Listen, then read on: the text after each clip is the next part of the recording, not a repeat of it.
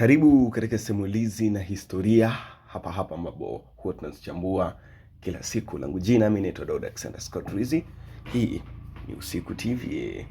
Leo tutaenda kuangazia kuhusiana na historia ya eneo ambalo linajulikana kama Igunga mkoani Tabora. Wilaya hii ambayo inasifika kutoa watu wenye majina mashuhuri zaidi. Hapa hatutaacha kumtaja mwanadada na msanii na mwanasiasa, na huyu si mwingine ni Shilole. Shilole ambaye anajulikana kama Shoshi Food hivi sasa akiwa kama mwekezaji ambaye anaandaa vyakula katika jiji la Dar es Salaam. Msanii huyu ambaye aliacha kazi yake ya usanii na kuingia katika mambo ya mapishi hivi karibuni aliweza kupata ajali, lakini Mungu si athumani, amepona. Sasa turudi katika simulizi yetu. Igunga. Tutaenda kupitia historia ya Igunga. Ni wapi ilipoanza, jina lake limetokana na nini, ina watu wangapi na ilitoka wapi? Ungana nami mwanzo hadi mwisho. Historia ya wilaya ya Igunga sio tu jina, bali pia maendeleo yake na pia maelezo ya kijamii yanayohusiana na mazingira kutokana na kazi za kijamii kuhusu mabadiliko ya tabia nchi, upandaji miti, miradi ya kijamii eneo hilo. Kwa sasa tutaenda kuelezea kuhusiana na historia yake mwanzo hadi mwisho. Wilaya ya Igunga iko kaskazini mashariki mwa mkoa wa Tabora, Tanzania. Eneo hutoa takriban kilomita 6912 na makao yake makuu katika mji wa Igunga. Wilayani hii iliundwa rasmi tarehe 20 Julai mwaka 1975 baada ya kutengwa kutoka wilaya Nzega. Matokeo ya sensa zinaonyesha ukuaji wa idadi ya watu. Sensa ambayo ilifanyika mwaka 2002 ilionyesha jumla ya wakazi wa Igunga ni 3,25,547. Sensa ya mwaka 2012 ilionyesha Igunga ina wakazi 3,99,727.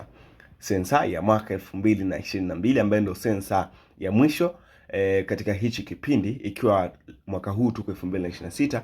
Sensa ya mwaka 2022 ilionyesha wakazi wakiwa ni jumla ya 546,204. Wilaya ina tarafa 4: Igunga, Igurubi, Manonga na Simbo, na zaidi ya kata 35. Asili ya mazingira na shughuli za jamii. Wilaya Igunga ni mojawapo ya maeneo kame kabisa nchini Tanzania. Mvua za wastani kati ya milimita 500 hadi milimita 700 kwa mwaka, ambapo ardhi ni yenye vichaka, misitu midogo na mbuga za malisho.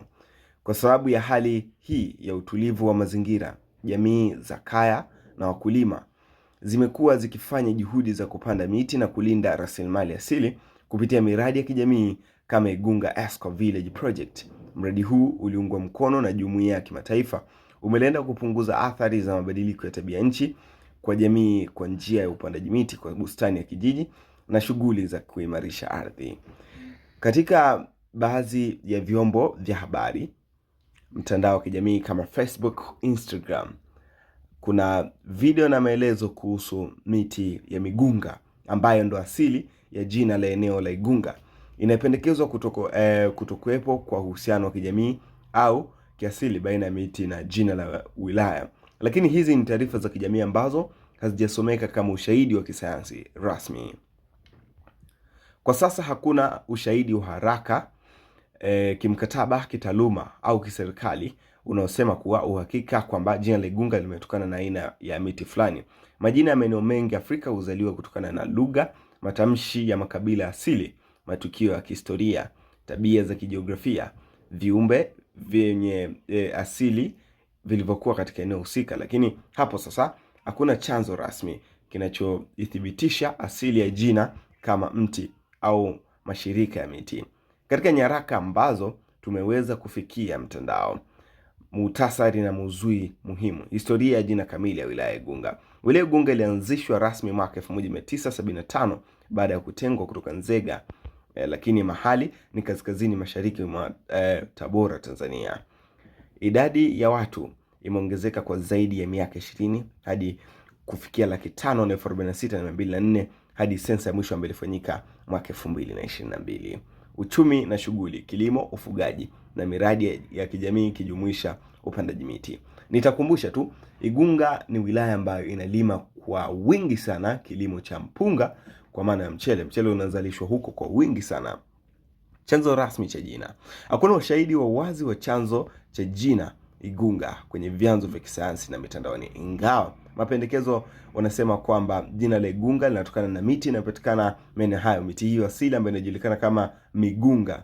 Hii itaweza kupatikana kupitia vizazi vya wenyeji wa Igunga na maneno ya wazee, vyombo vya habari vya ndani, yani TV, radio za Tabora, documentary za kitamaduni, na si tu mitandao, shirika la historia au taasisi ya utafiti wa Tanzania.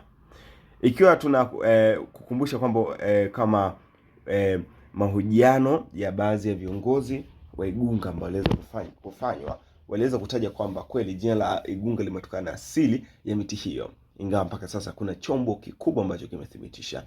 Unazungumzaji historia ya Igunga ambayo wakazi wao wengi ni Wanyamwezi pamoja na Wasukuma waliochanganyika kwa wakati huo. Mimi ni Daud Alexander Scott Rizzi.